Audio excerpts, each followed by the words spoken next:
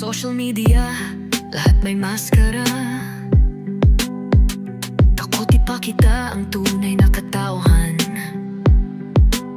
Selfie na may ngiti, pero pusong pota pala yan. Hinahanap ang halaga sa likes at comments. Mga kabataan nawawalang direksyon, hinahanap ang sarili sa maling desisyon. Puno ng pressure, laging may expectations. Di na alam kung paano maging panalo kasi isang failure.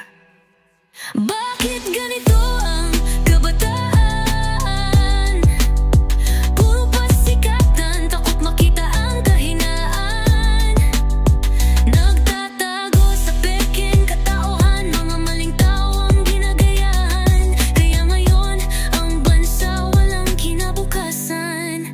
Hindi lahat ng finiflex niyan ay sa kanya. Pera ni mama at papa ang ginamit niya. Tapos pag pinahugas ng pinggan nagagalit pa. Tapos mga maling gawain na paggamit ng green, proud pa siya. Potang ina talaga.